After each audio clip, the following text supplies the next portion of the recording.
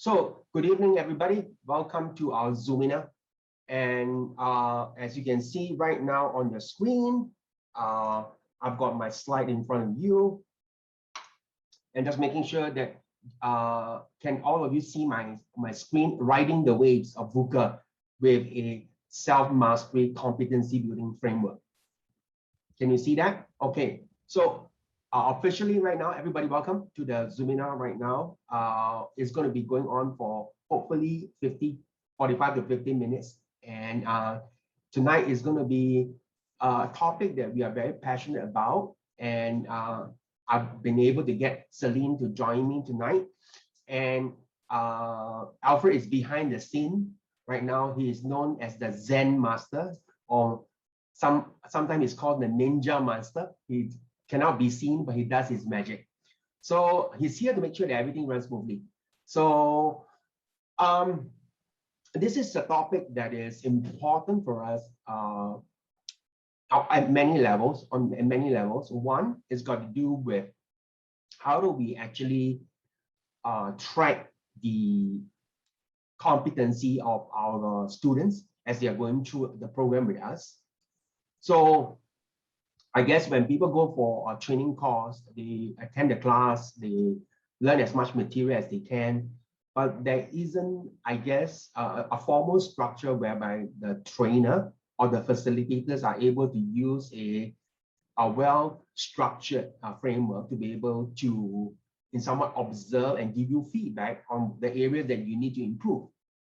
And so that was something that we are very much aware of for many years. And we've been thinking about doing this for a long time. So about 3 to 4 years back, when Celine joined us, I gave her Mount Everest task to actually map out the competency building framework. And it was really a Mount Everest task because it took her 1 year. 1 year to develop this. And so what we have right now in front of us is the manual. I hope you can see it. And Celine, maybe you can show yours because we don't have the blue screen. Yeah. And so now we have it on hand, and due to the technological restrictions, we won't be showing you obviously we're not going to show you the whole entire manual or journal, we call it. Yeah. And so we're going to talk a little bit more about this, but fundamentally, we're trying to answer this question. And the question is, how do we take what we know? We all know a lot. How do we take what we learn, what we know, and translate it to a change in behavior? That means, how do we take what we know into a measurable, observable increase in our performance? How do we translate knowing into the ability to do?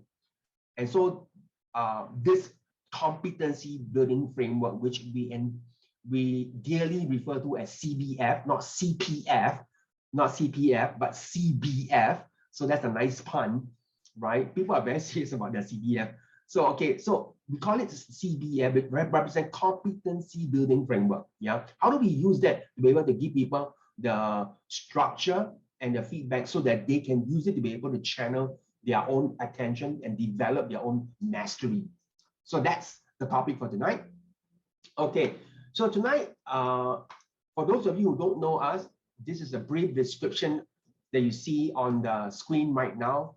Tonight, I'm using the metaphor of the waves. We are riding through the waves of VUCA, V-U-C-A. If you're not familiar with that term, I'll be defining that term right after this. Yeah, V-U-C-A. So that's Celine. Celine has got a degree in accountancy, but she never actually got employed in it. Yeah, that begs the question of why she studied accountancy in the first place. And she's been with us for, I can't remember how many years. How many years, Celine? About 5. Yeah, okay, now 5 years. Okay, and she has been with us. In short, she is hired to be able to focus on one thing only, which is the training quality. And she's been giving her very best and doing a pretty good job in this area. And on the bottom, I'm tonight the host. That means I am actually facilitating. And I'm the guy who started the company Mind Transformations in 1997. That's about 24 years ago. How fast time flies. And one of the important, I guess, I don't know whether you call it an achievement, but it's one of the satisfying so-called occurrence was I was invited to be part of the NLP Elders Group, and that's called the NLP Leadership Summit. It's a worldwide so-called summit, and there's only 150 NLP trainers around the world who's part of this group, which requires to fulfill a certain set of criteria to be part of this. I would consider it a very elite group of people.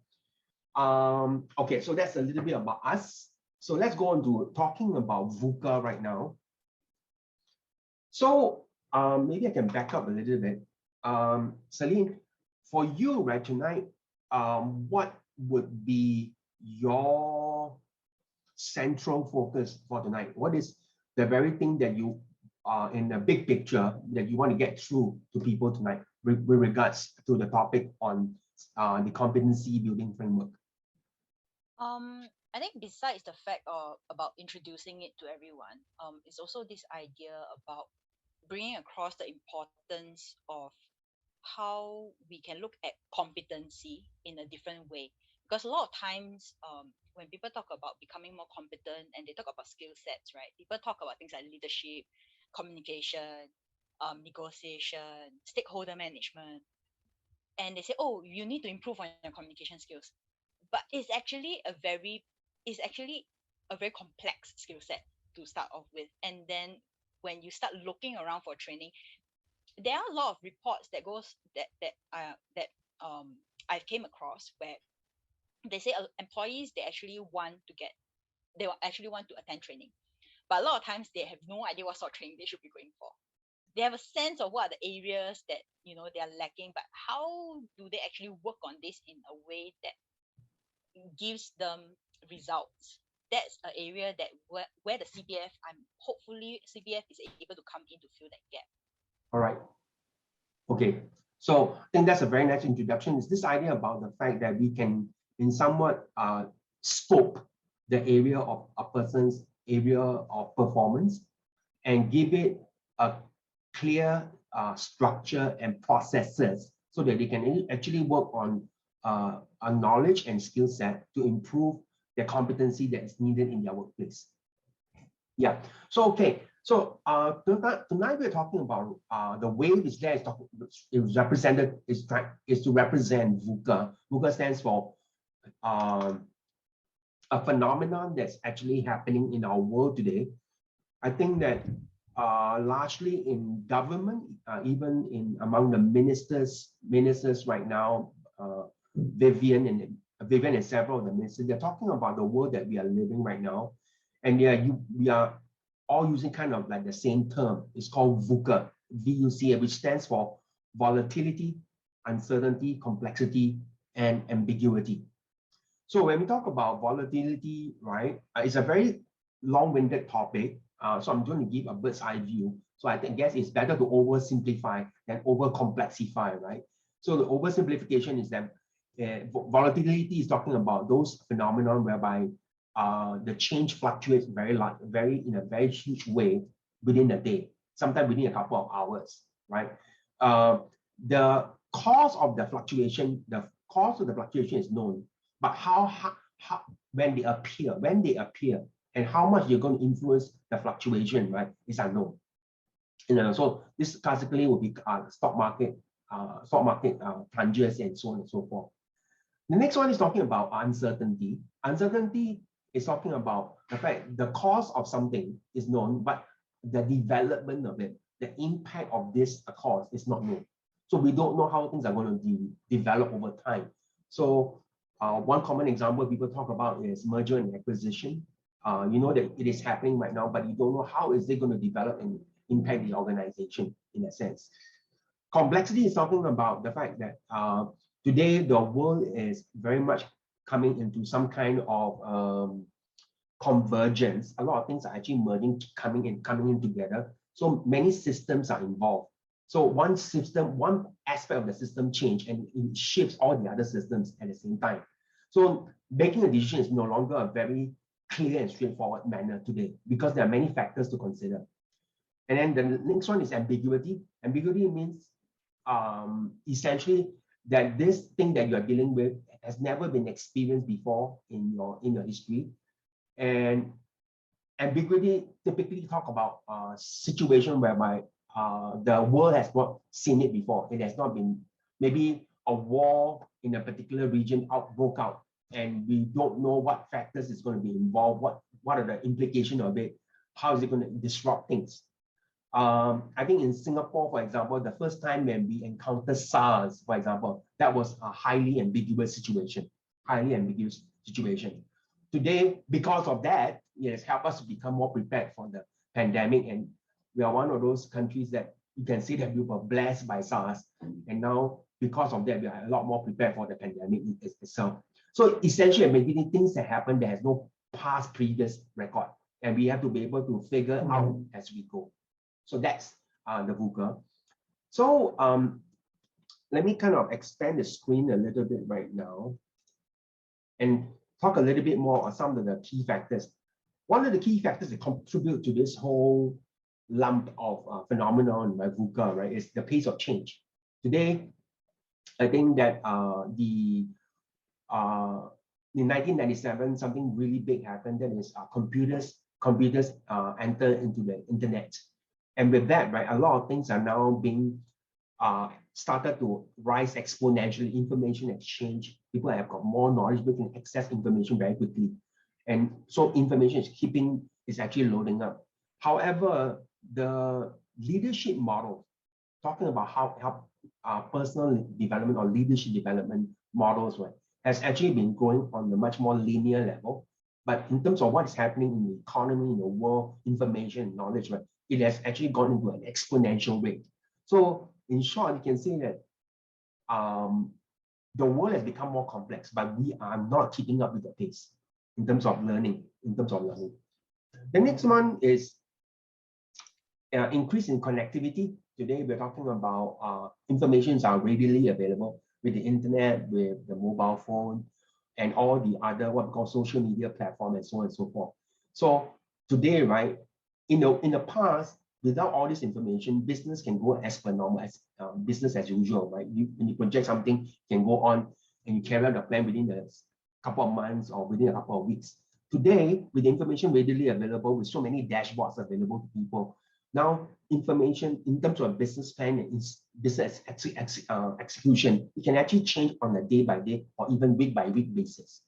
So in other words, people are able to have ready access to information, and therefore they can actually pivot or change their plan as they go, and that affects the plan of other people as well. So it becomes a very, very what we call competitive. Yes, it's competitive, yet at the same time, people are actually changing plans much faster. Yeah. Next one is talking about convergence. Convergence is this notion, the fact that many fields of knowledge are now merging together. That, for example, now in terms of area of engineering has gone into biology, we have what we call cybernetics, information technology is actually going into medical in terms of health right now. So all these traditional disciplines are especially after the Second World War, we were going to specialization, we were trained for a particular field of work. And now these different fields of work are now merging the information and knowledge together to create something new. To give you an example right now, the notebook, your notepad, your phone, your watch, your Walkman, and your, I don't know, your heart rate monitor, all of that used to be 5 or 6 separate instruments. Today, it's all captured into your mobile phone. So now, as technologies and knowledge are coming together, they are creating more valuable and more powerful solutions. So with this set of things of convergence coming in, right, today, I think that one of the threats that we see right now is how complete is the information that we have right now in our respective fields if we don't actually start to merge, go outside of our own fields. Because now things are getting more and more competitive. Next is the rise in artificial intelligence. This is a hot topic. I think a lot of people know about it right now. Two areas worth mentioning. One is robotics. That means machine is taking over human tasks, and the other one is the idea of algorithms. In fact, there's this notion about meta algorithm. That means an algorithm that can create other algorithms. So it is coming to a space whereby machines are able to solve problems. So what basically happens is that right now, if there's any problem or any task that we're doing is actually repeatable, it's very stable, you can safely say machine is taking over. In fact, machines have really taken over blue-collar jobs, all the manual tasks. Many of the manual tasks have been taken over. It has also taken over brown-collar jobs. I just learned about this new term. Brown-collar are people who work in the military. So now we have drones and so on and so forth, very intelligent equipment, which is good because it helps to save lives. And the other one is pink collar. Pink collar is actually service industry, retail, sales, hotel, hospitality. These are actually being taken over by also machines are coming over in terms of chatbot and machine that's able to answer basic questions and so on and so forth. And the most scary part that we don't think will ever happen is already happening is that machines or intelligent softwares are taking over white collar jobs. For example, accountancy, medical, and even legal advice and so on. So they are also taking over. So with this, it means that how we define our profession and how we define our university, higher education learning to prepare for ourselves in the future for our future career has changed dramatically. What is going to be relevant in the next 5 years, right? It's becoming blurred as to what we are seeing right now. We only know digital transformation, but if you try to go beyond that, a lot of things we can't even see very clearly. So many people are thinking right now when they're coming out of the university or going to university, what am I going to study? Will I be relevant in the next few years coming? So, but basically what it means is the rise of artificial intelligence, right? It has made the marketplace much more competitive. Some places, they lose their jobs. Some people lose their job. Those people who lose their jobs may be your customers. And if they lose their job, it's going to affect your business. And if the industry has made obsolete, for example, by machine, they could be your suppliers. And then now you have to be able to talk about right now, what is the repercussion of that as well. Your stakeholders are actually being affected. And polarization in politics, we are seeing more and more of it right now. We have capitalist versus socialist. We have what we call people who are actually more traditionally in one way of thinking, and then there are people who are much more progressive. Some people are more libertarians, and some people are more kind of wanting to be authoritarian in terms of their way of running their government. So we can see the world going to a stronger divide. And these divides are creating what we call international relation tension, trade agreements, social implication, and so on and so forth. So these are actually affecting the landscape of our lives and our business, so social and even public policies as well. And the next one is very hot topic today is rapid environmental deterioration, climate change. It has come very much in our face right now. We are facing some places very much wetter. There are what we call floods that's going on in certain parts of the world. It's getting wetter. Some places are getting drier. Some places are going desert. Soil degradation. Water is clean water is no longer that readily available right now. Oceans are contaminating. So food sources are actually being securing food is one of the major concerns, right? And the government is talking about it. So where we live, what we need to depend on as basic necessities, right? And our quality of life, our future livelihood is all now a part of our concern. And these are all factors contributing to the VUCA world right now, right? It's hard to be able to say how specifically each of these patterns, these things are actually affecting the VUCA. We do know that they are actually creating a world that's volatile, uncertain, complex, and ambiguous. Bottom line, what it means is this, that if we do not start thinking about how we can actually make ourselves relevant and begin to adapt to changes. We find one day that we are actually made redundant. We are not able to compete. We find that life becomes tougher and tougher for us to be able to stay relevant and compete in the world. Yeah. And we are no longer, sometimes we are no longer even relevant at all in terms of this. So essentially, economically, socially, politically, environmentally, we are facing volatility is high sudden fluctuation, unpredictable developments, many systems overlap, so things are no longer linear. You're going to think in multi-systems thinking, not just one track of thinking. And there's a lot of new things that are happening right now, new technology and even new environmental changes, things that we have never seen before, right? We have no previous record, for example, are actually affecting the decision in our world. So what does this all mean, right? The VUCA world demands this, and this is what we are striving to do, to incorporate into all our programs, which is to build into our programs that people need to be more flexible. They're able to quickly take in information, organize, and then respond. The VUCA, the volatility demands that. Yeah. When it comes to uncertainty, the ability to get good information very quickly, how to go about gathering information, that's a skill set, and how do we leverage on diversity, let's collaborate with people so that we can then cover as many blind spots as we can to formulate a plan. Complexity, to be able to take multiple sets of different sets of data and then to be able to see relationship with them and then to create and recognize a pattern. That's why we can see a pattern, we can actually begin to see how we can respond or predict certain things. And this idea about ambiguity is about, in order to know the unknown, we need to be able to test the unknown. So how do we actually devise plans, good enough plans to start experimenting? The experimenting is to be able to focus on getting feedback from the environment or from people so that we are able to use that information intelligently to chart our next move. So the VUCA world is actually demanding all of this right now. And I think that many of us are still not ready or not in this headspace to start responding to the world like that. Okay. Some people, some industries may be actually in this space already, but I think a lot of people are not. So I thought that the VUCA world is something that I am very passionate about, which is part of my dissertation when I work on my PhD. It's one of the elements that I was factoring into my work. Right? And when I got into it, I tell people that if you are not shocked by VUCA, that means you don't understand it.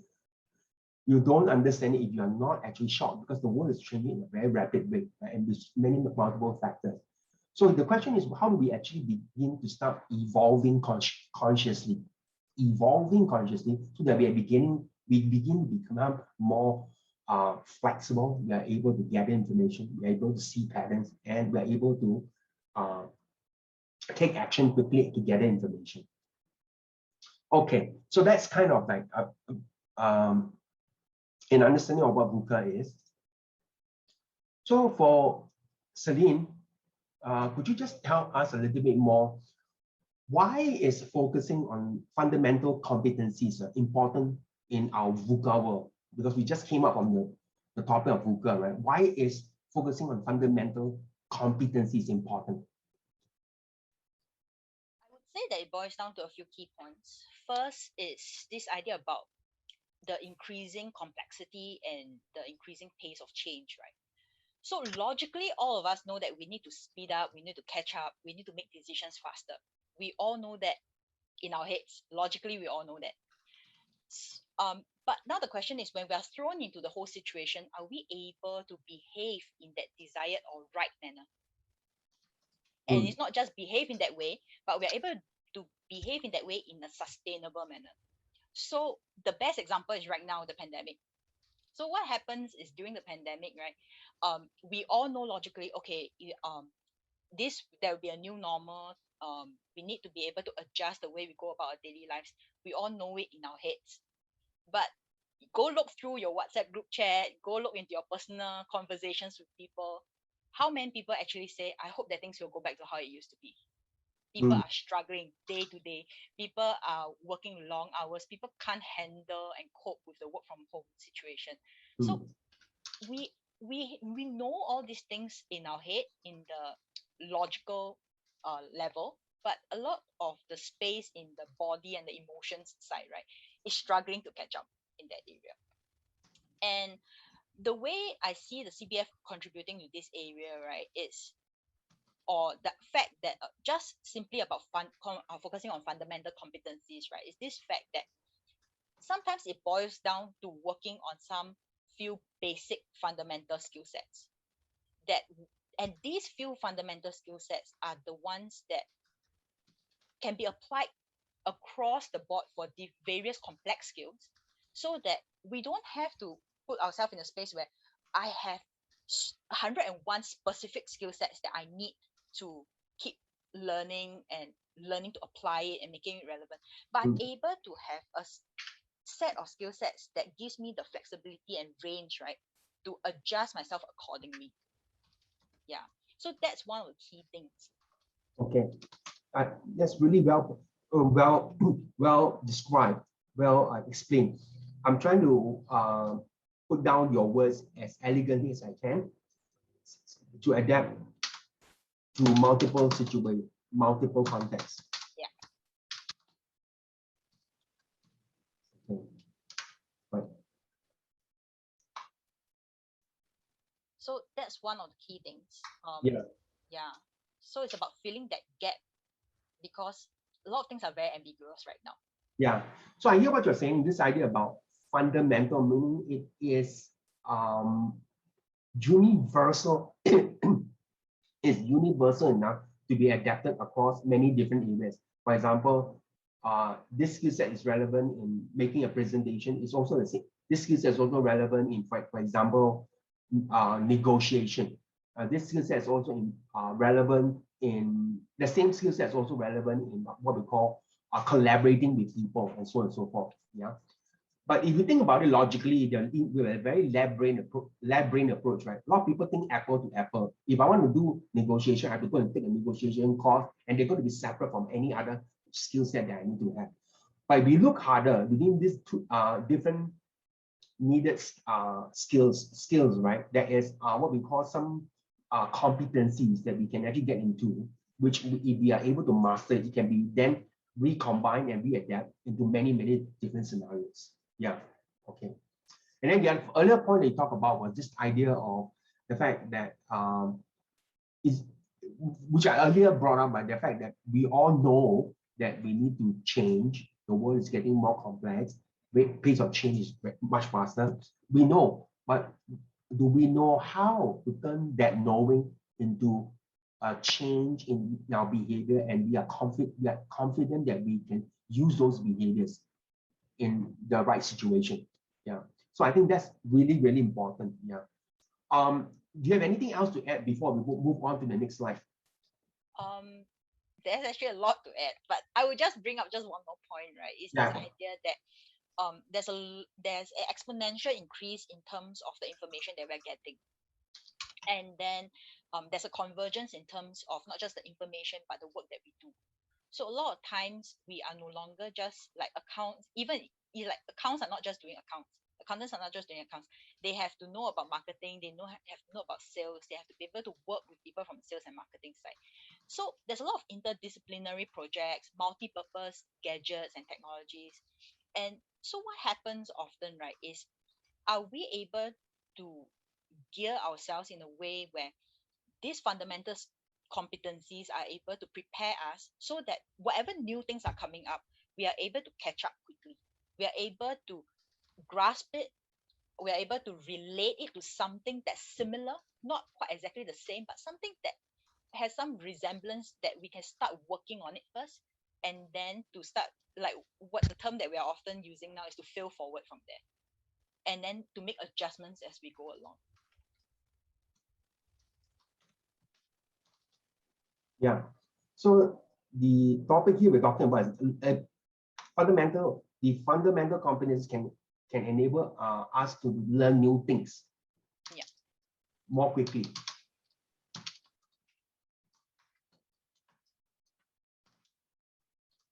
Yeah.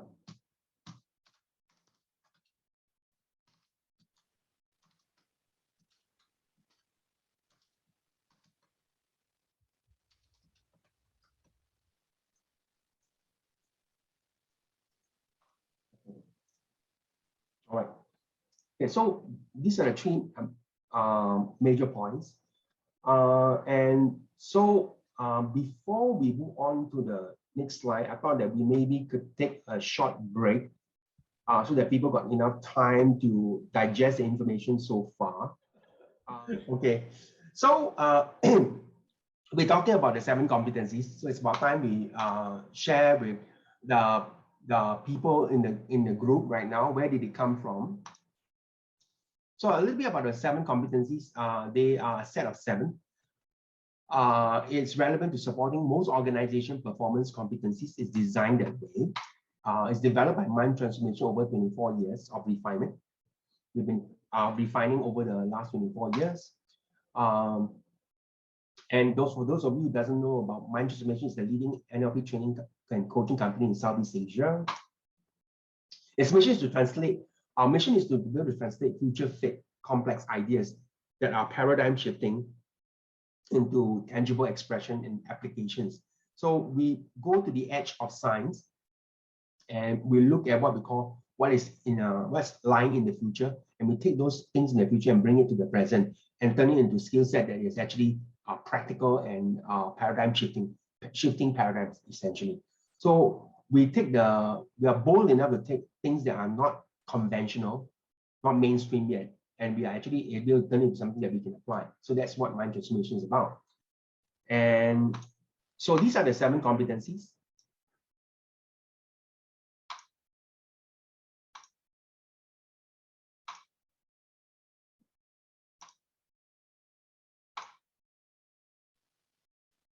Okay, these are the 7 competencies. And Celine, you can actually perhaps do a brief description of the 7 competencies to give your people an overview. Okay, I'll keep it as brief as possible. Okay.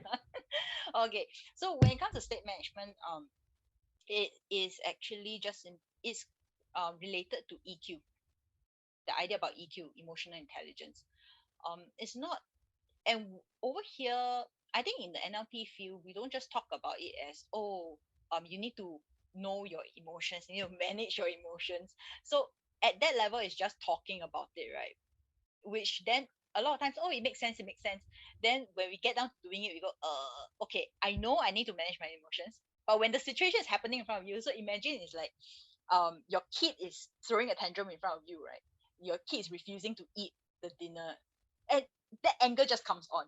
So situations like this, is your logic kind of like goes out the door. So it's not just about knowing it, but a lot of it comes into the play, this idea about how can we exercise these muscles on a day-to-day basis. How Okay. can, so state management is one. Then observation and testing, that is primarily about noticing the non-verbals. So a lot of communication, there's a lot of focus on the verbal things, the content of the communication, but not enough focus is being placed on observing the non-verbals, right? And then rapport building, it is how do we actually build a certain level of comfort and trust in the people that we are interacting with, so that the communication is easier and the message comes across cleaner as well. Yeah. And to add on to what you have just said, all these that you have just mentioned come with a set of what we call cognitive, behavioral, and linguistic skills. That means there's a certain way you structure your mental focus, mental imagery. It has got to do with certain way you hold your physiology, your body, your breathing, being able to identify the feelings and sensation in your body and be able to bring it back again and again, right? And rapport really is the same. It's not just go and build rapport with people, but it's as what we call a series of what we call verbal and non-verbal skills to be able to get into it. Yeah. Sorry, and please go on. Yes. So that's the first 3, and then the next 4 would be questioning. That's actually quite straightforward. Yeah. But the idea behind questioning is also about information. How do you make sense of the information so you can ask better questions as well? Feedback. I'll delve more into it later, but the idea behind is how can we give constructive feedback and not just giving feedback in a way that, you're not doing it right. but how can we give it in a way that the person is open to accepting it and they actually know how to actually act on it, Yeah. right? Yeah, and also knowing for yourself, right? What are the ways that you can actually, what are the ways that you could actually go out and get feedback? Go out and get feedback. How do you actually receive feedback? I think that's a very important part. I think a lot of time people think about feedback as giving people, but actually a large part of feedback is actually how do you receive it in a way, good or bad, right, that you can fully optimize from feedback from other people in that sense. Yeah. Yeah. Please go on. Yeah. And I guess to build on that, the idea behind it is in order for you to give good feedback, right, you need to be able to know how you receive feedback. So it's kind of like two-way street. If I know, if I'm open to receiving it, I know how best to give feedback to others as well. Yeah. And then there's mental rehearsal. That is tied together with visualization. The idea about how can we visualize ahead of time, right? The different scenarios that can happen, so that we can get ourselves better prepared for the changes that may actually come about. Yeah. And self-resourcing finally is the one that kind of like combines all the 6 core competencies. It's really about how can we prioritize it and knowing which are the things that are most important to focus on in this scenario first. Yeah. So the self-resourcing stated another way is how do you actually put together solution within yourself? How do you actually size up a situation, come up with a possible working hypothesis or working plan, and then how do you execute it? How are you able to rely on your own capacity to pull out a series of plans to be able to move things forward? Yeah. So how do you pull out resources, knowing things that you have learned, pull it together to formulate a plan? Yeah. How do you create solution in a sense? Yeah. Okay. Good. So the next question is that also the thing that we wanted to in somewhat address tonight is this idea about this idea about how are these competencies, right? Which is our competencies, right? Relevant or correlated to the International Association of Coaching Institute's competencies. Man, it's very long, but anyway, it's ICI in short, right? But if you say ICI in Singapore, right, without spelling out what it means, right, people think about paint. By the way, the International Association of Coaching Institute is based in Germany, and now they have branched out to probably about 89 countries. I have not visited the website, but they're still expanding right now. Yeah, and we are the first in Singapore in the region. So how are these our fundamental competencies correlated to the ICI? I think it boils down to a few key points. First is this focus about developing the being of a coach, which is versus the simply executing a coaching. That is the opposite of the being of a coach. So in the gist of it is it's not just about carrying out a coaching session based on a protocol, based on certain steps, based on a certain set of questions. So that is what we consider executing a coaching. That's like going through the motions of a standard coaching session, right?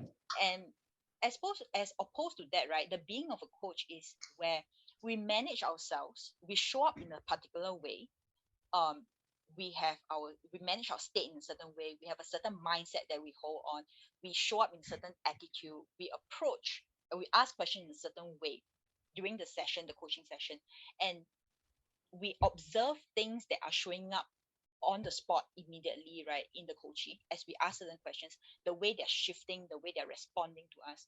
And we take this and we organically interact with the coachee. Okay. So this is one of the emphasis. This is one of the emphasis of ICI's coaching, about the emphasis on being as opposed to just doing coaching. Yes. Okay. What are the other areas that you see the correlation? The other part is the ability to actually self-reflect on systematic perspectives and also to coach the other person on systematic perspectives. So this is one of the areas which, through the development of the CBF, right, it came across it became clearer for me that a lot of times we know that, oh, we shouldn't think about things in a very silo manner. We should think about things in a more systemic manner. But when it comes to actually communicating with people and working with people, right, it becomes challenging because at the fundamental level, right, the fundamental competencies are not adjusted or worked upon. So it becomes harder for it. It's almost as if we don't have a foundation, right, to talk about how can we become more systemic in the way that we approach situations. So that's where I see the CBF coming in as well. Okay, so there is what you're saying is that with the CBF, which is also a journal, it involves a lot of self-reflection for people. And through their self-reflection, through a structured process, they can use that reflection to be able to coach others and also in some way coach themselves. Yeah. So coaching is not just one way, it's actually two ways, right?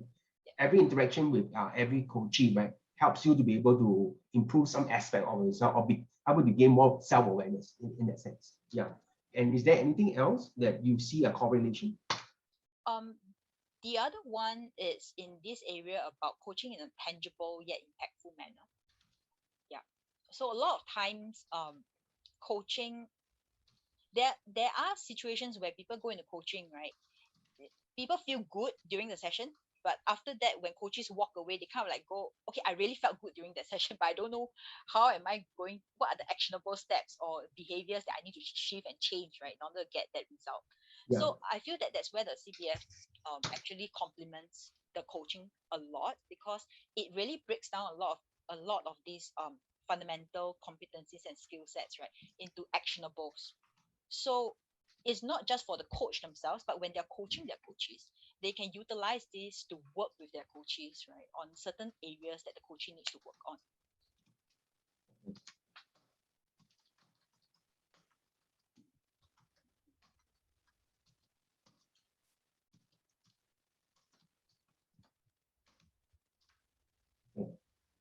So what you're saying is that coaching in a more tangible and impactful manner, that was the opening line. But the focus on the after, it's not just within the coaching session that they feel good, but they are able to use their discoveries and actually execute them after the session. Yes. Right. Okay. And I think we have a term for that. We call it in our language neuro actionables. Yeah. Neuro actionables are actions that our neurology can understand and execute. Neuro actionables are actions that our neurology can understand and execute. They are known as neuro actionables. Yeah. Okay. So I guess there are quite a number of things that is we can see the direct correlation, right? And so let's dive in a little bit more right now. We have approximately about 10 minutes left. We really crunch for time. Time flies by so quickly. But how have the 7 competencies made a difference through your eyes in terms of the way you use them in class, the way you use it to serve our clients, our students, and also our coaches? Generically, there are a lot of scenarios that I can share, but I would just focus on 2 main ones today. One is in the area of how participants in class, they are better able to work on themselves in a more structured manner. So in the past, so what happens is that they actually come to class, they know there's an area they're struggling with, and then they are able to articulate it in a very clear manner and concise manner to say that, oh, this is the particular competency that I'm struggling with. This is the particular action that, particular gap that has been there and it's been creating the issue for me. So to give you an example, there's a lady that came to our class, right? She is actually doing very well at work. She's a high flyer. She's very driven at work. She gets results very fast. So she's like a doer, right? She gets things done very quickly. And people come to her. People rely on her a lot. And that becomes an issue for her because she feels that everyone relies on her. Otherwise, things don't get done. So it's a challenge that she has. She's been wanting to be able to empower her staff so that her staff are better able to independently complete the task. So this was a challenge that she had when she came to class. So throughout the course, with of course, going through the class itself and then using the CPF journal as a reference to talk about, her challenges and the areas of development, it came to her attention, right? She was able to state clearly, first of all, it's not just verbally knowing the map is not the territory. It's like she said, oh, I just keep telling myself the map is not a territory, the map is not a territory, not the territory, right? But a lot of times when it happens, right, I still get angry and then I start screaming at the person. So primarily the first area of competency she realized she has to work on is state management, right? And one of the things that surfaces a lot in these stories that I'm going to share is that the core competencies, they are not acting in silos. They are not independently functioning on their own. A lot of times, in a lot of scenarios, they actually kind of like surface together in a bundle, right? So for her, primarily, it's about state management, her ability to become aware of how her state surfaces, and then be able to start, not just during that scenario, but on a day-to-day basis, start to work on controlling her breathing in a certain way, shifting her posture in a certain way, so she's more in control of her body and more aware when the emotion actually surfaces. So that's an area of state management that became clearer for her. And then the other, there were a few other core competencies that surfaced, but one very critical one that came out for her is observation and testing. So she became acutely aware at one point in time, right? She said, in the past, whenever I tell them to do something, I can never understand why they don't get it. It's like, it's at the back of my mind. I don't say it out, but it's almost as if I feel that they're stupid. Why is it that they're so stupid they don't get it? Now I understand. It's because I'm very chunked up. It's because I am more visual, right? I'm more chunked up. I talk about things in broader strokes. I jump steps. I'm so much faster in terms of my thinking, my thought process. So all this became evident for her, and she started to slow down. She started to go into more details in her instructions. Okay, and she started to kind of like be better able to step into the other person's perspective to understand how to better give instructions. And from there, she started to see a change. People started delivering results. People started showing up in a way that she actually wanted. Okay. Yeah. So I just want to say that that's a very good example. There's so much to unpack actually. So I'm trying to slow down. The example you gave was really excellent. Let me see if I could back up a little bit. I'm a very visual person, throwing it off and things are not in proportion. So anyway, you're talking about you're using it with our graduates, right? And the punchline here you're talking about is that that essentially a lot of people want to say, I want to better myself, I want to improve, I want to be a better person, I want to improve my ability to work with my colleagues or whatever. So these are very broad, generic descriptions. Unless we give people unless people become aware of the micro processes that is inside of them, that is something that they can understand, they can actually identify, they can actually exercise on it. That means they can expand it, contract it, move it faster, move it slower, stop it, slow it down. If they can't do anything, they are aware, but they can't influence it, they can't manage it, right? Then you know, but it does not produce results. Yes. So by getting them to be aware of, for example, state management, how they are breathing, for example, what kind of emotion shows up in a certain part of the body, which part becomes more tense, what they can do about it, how do you actually change the tightness of the chest, how do you change your breathing, right? How do you begin to notice that what you said, observing and testing? I'm observing this thing in that person. I'm able to ask a question to verify whether my observation is correct. And if I'm correct, then I know that I can base my approach on my observation. If I'm wrong, then if I'm off, then I'm able to observe again so that I'm able to get more accurate information. So that I know it's not just based on my own hallucination. It's actually based on clear observation. So that then I'm able to make the change where it matters. Yes. Yeah. So, and that's just only two competencies. And the two competencies is not just, as you say, it's not, that's a very important point. Give me a minute now, I'm busy. They're not the, standalone. yeah, the competencies are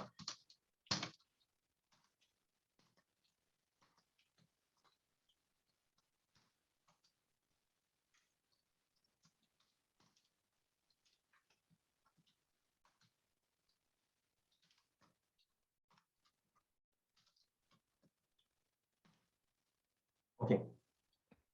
So for example, you're talking about right now, being able to manage your state, able to observe and test your observation, and plus the other things, for example, like that you mentioned just now, being able to notice the way I size information, my chunk size. I'm able to adjust that to match someone who is matching much more detailed person. If I talk in big picture, they don't get it.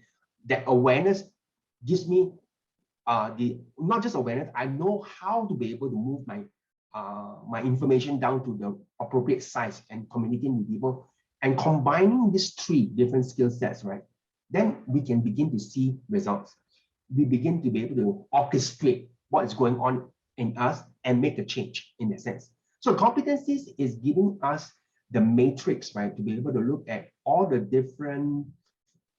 You can say that every time something happens with a group of people or an individual or a group of people, right, there are certain phenomenon that happens between us, the other person, and the interaction between us and the other person. And if we are not able to identify what those so-called neuro-linguistic NLP, right, neuro-linguistic programmings, then we can't change it. We just know, but we can't in volition make a change. We know what to do with it in that sense. Yeah. So this is just one example, right? Do you have another example to share? Yes, there is. Yeah. The other example would be in a class setting. So that is also in a class setting, but that is more self-driven by all the participants end of it. This other scenario, which actually quite happens quite often as well, right, is when how it improves the way I have conversations or I give feedback to participants in class. So in the past, it could be it is actually very fuzzy in that sense, because I have a sense, I'm basing on my own tendencies to be able to gauge, okay, which are the areas that requires adjustments, which are the areas there is a gap in terms of competency, and then being able to give the feedback at that level, right, often pose a challenge for me back then. So through the development of the CBF, what it has done for me, right, it gives me a very clear roadmap and reference for me to have conversations with people. So for example, there this is not a unique case. Actually, quite often people come to class, their challenge, right, is that they are working very hard, be it at work or even in class. They're working really very hard. They're putting in the time, they're putting the effort, they're really paying attention. They're writing notes, right, at a speed, right, faster than I can type. So they're really working very hard. But they're not delivering. They're not able to perform up to the standard that they want or is expected of them. So now then it becomes a struggle for them. So observing them in class, often there are two to three key areas that often surface. One is their ability to manage information, and that's in the realm of questioning. So are they able to have a clear framework to utilize, right, to take in information so that they can actually sort out and make sense of the information, and they Yeah. can see relationship between the Yeah. data points that's coming to them. Yeah. So that's actually something critical, right? People often Right. say, I want to ask better questions, I want to ask Yeah. good questions. But Yeah. the basis of that is you need to be able to see the relationship between the information. Yeah. You see the Yeah. gap, Yeah. then you can ask a so-called good question. Yeah. This is something that's very passionate for me. Passionate for me is sometimes it's not just a matter that you know how to ask a series of what we call scripted questions. I find it interesting that the fact that if you are able to uh, get the information from the person, organize the information in a way that it organize the information you have either in your mind or on a piece of paper, by the ability to organize the information and structure it, right, it already tells you what are the questions that you need to ask. So rather than trying to think about memorizing a whole bunch of questions, I am able to take in the information using a framework, and the framework tells me what my next question I need to ask. Because the framework tells me there's a gap here, there's a gap here, there's an unknown here, there's part of the information that is not tally, it doesn't gel, it doesn't link up. Or some of this information, I don't see the relationship, therefore I need to clarify, right? So the framework of organizing information is a crucial aspect of asking good questions. I think that's not made very clear in a lot of what we call coaching schools, as much as I know of. Yeah, so I find that if you're able to organize the information and sort it out in a very structured way, a lot of questions becomes clear, or what are the questions to ask becomes clear. Yeah, in that sense, yeah.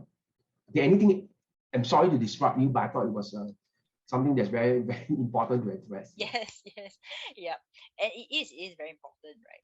Then there are a lot of other core competencies that surface, but the other one that often surfaces in situations like this is mental rehearsal.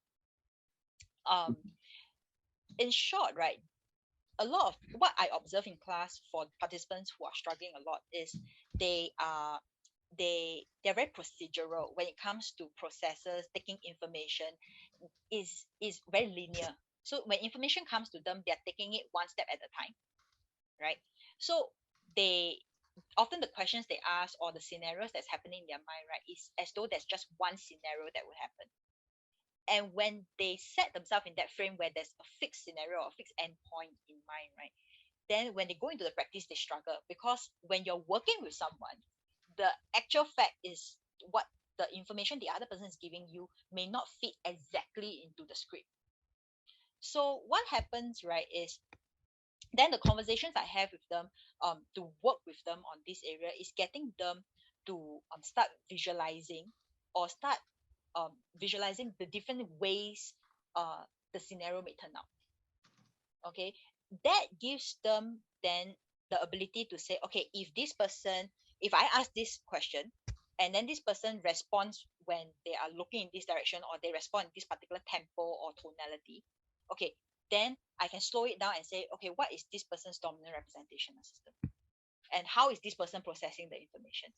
So if this is the way the person is showing up, what is the best way I can show up or adjust myself to respond better in that scenario? And if the person responds slightly differently, what do I have to change within myself so that the response, right, is better fitted into that scenario itself? So the ability to actually mentally rehearse scenarios, right, it's actually a muscle, like what I mentioned earlier, right, to that. It's a muscle that we need to flex regularly. Is if we wait till shit hits the fan, right, and then we go, okay, I need to visualize. Okay, that's where a lot of people struggle. They say, oh, visualization doesn't work, because they're not used to visualizing. They're not used to mentally rehearsing, right, how scenarios may turn out. So if we are better able to kind of like flex that muscle, and even on day-to-day scenarios where things are going well, in fact, right, being able to sit down and just visualize, okay, if things didn't turn out well, if things had shifted the other way, how would I have responded instead? So all this kind of like, that visualization is not just mentally daydreaming. What happens is it actually gets our mind, body, and heart, right, ready to respond. When we are able to visualize it vividly enough, our mind, body, and heart, right, gets into a certain momentum of familiarity. So when that situation actually appears, our body kind of like kicks into it easily, much easier. Yeah. I certainly can relate with this very easily, because when I started NLP that's a long time ago, quarter of a century back in time, back in 95, is that one of the biggest takeaway that I have is that I guess in school, in our working life, and all the training technical courses we go through, there's no mention about this notion about mental capacity, mental ability, your mental skills, that you can actually control what you're thinking, you're able to systemize it, you're able to prioritize it, you're able to link things up and see it run in a particular way, you're able to come up with what we call a different scenario planning, and then be able to respond. And that was really the secret. Just by being able to be aware and start practicing, that gives me a lot more. In fact, that is the key for me, not for everybody, the key for me to confidence. Competence becomes the fact that I'm prepared. It's not just the fact that I'm in the right state. It's that I'm mentally, emotionally, physically prepared. Because I've already seen it. I've got some ways to manage it. And I can't plan out every scenario. But if I'm able to plan out 2 or 3 scenarios, right, then in the last minute given moment, even though I did not plan for it, something can still happen because I've already prepared. My mind is also able to prepare to roll with the punches or to be able to be creative at the last moment in that sense.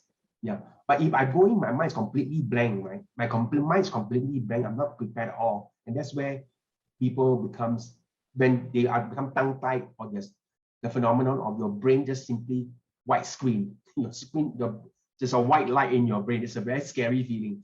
Nothing is inside your head. Your brain just go. It gives a new meaning to I see the light. But you just simply go blank, and then the people go to panic attack and anxiety. It's because there's nothing inside your head. Yeah. So, but when you rehearse, you are able to preempt those scenarios in that sense. So that was incredibly powerful for me. For the first time in my life, to gain awareness on that. For me, and that's why I'm in this business. That's why I'm in this profession and talking about it in a very, very passionate way. Yeah. So these are great examples. I think we have covered enough ground tonight. So we need to wrap up tonight right now. With regards to this, right, let's go back into what we call about the VUCA world. When you are able to work on these 7 core competencies, you actually build on this muscle on the day in, day out basis process, and not just knowing it, but there are exercises that you can do to be able to prepare your mind, your heart, your feeling, your actions, and your movement, yeah, and your biology and your physiology. You're able to practice getting the muscle strong in it, right? Essentially, what it means is that what the VUCA world is telling us right now, we need to be more courageously open, to be in the right state to go out and be open to explore new things, and to be able to tell people that you don't know, but you're willing to learn. To go into unfamiliar conversation. And not just being open, it's about also being actively experimental. The only way you can know the things that you don't know is to act on the things that you don't know, not just thinking about it. Yeah. But you do need to be able to come up with a plan. So the training itself, the mental rehearsal, and what we call the cognitive development, help you really get into what we call a workable plan much faster. How to be able to structure a plan, and to be enthusiastic about getting feedback. You become an advocate, become an ambassador, going out to get more feedback, to look for feedback, and not just getting feedback from people, but also getting feedback from yourself, being aware of your own responses to new environments. Your body, your emotion becomes a feedback for you as well. Yeah. And learn how to be able to be collaborative. And the world gets more and more complex. We need to be able to leverage on the differences, the diversity in people, to work with a group of people so that you are able to cover the blind spot and come up with a more robust solution. So my advice to people tonight, right? 4 things, the attitude that you want to start growing is being courageously open, actively experimental, enthusiastic about feedback, and be collaborative. Now, and the punchline here for me is these 4 attitudes is relevant to managing your emotion, observation and testing, building rapport with people, asking good questions, sorting out information, actively going to get feedback, mentally rehearse ahead of time, and being able to have the ability to come up with a plan, and then you are able to come up with a relevant plan and test on it as you go. You are confident to be able to come up with your own plan and test it as you go. So that's self-resourcing. So that's all we have for tonight. Thank you for joining us up to this point in time. I wish I can play more music, but we will spend our time. I'd like to end off by saying that essentially, for those of you who are still here tonight, right now, I'm invited to have a one conversation with us. One conversation with us. I often say to people, right? You might just be one conversation away from getting the answers that you need right now. One conversation. I have many conversations with people. In our business, we are in the business of conversations. We sit down and have conversation. That's what we do. That takes up 90% of our work, conversation. And the idea is that when you have a conversation with people, you can begin to start talking about taking out things that you're not comfortable with, or your problems, or things, ideas, or things that you're not clear about, or challenges they're facing. The fact that if you retain it within yourself, right, sometimes because you are being you, you can't see anything else besides whatever that you're looking at. But once you actually have a conversation with different people, and people who are actually in somewhat able to be supportive, people who has been in the line of work of helping others, and people who knows how to be able to structure a productive conversation, which is the work that we do, right, in mind transformation. If you have a conversation, right, you might just be able to see the light of a way out of a very difficult situation, or find the very a tool or process that can actually help you move towards the goal that you want, or the goal that has so far eluded you, but now you found a spark and see, this is something that would be very, very, very useful for me if I actually start learning it. So I leave all of you who are listening tonight to think about having one conversation, just one conversation with us. Yeah. And this is the way that you can do so. Everybody, leave up your hand right now. Everybody. Yes, Celine, leave up. That includes you. Leave up your hand right now. Alfred, leave up your hand right now. Reach out to your phone right now. Go and grab your phone. Turn on your scanner, your QR code scanner, and scan this into your phone. That's how easy it is. And right away, you can go into our website, fill in some basic information, tell us what are things that worries you, what are things that you are excited about, or what kind of things that you want to know more of. Fill up the form and we will get in touch with you. So from us to you, Mind Transformation, we look forward to that one conversation with you. Celine, thank you for fabulous sharing tonight as well. So perhaps there's something that you want to say before we end. You like to catch us off guard. Yes. I thought we were done. Thank you for the evening. I guess in the clearest way that I learned through the whole CBF journey that I'm on right now. I mean, it's still a work in progress. Yes. A lot of fine tuning still going on, but it starts to become very clear. It's no longer what you learn, but how you learn and demonstrate your abilities. Yeah. So this demonstrate your abilities. Yes. Yeah. Okay. Right. So that's it.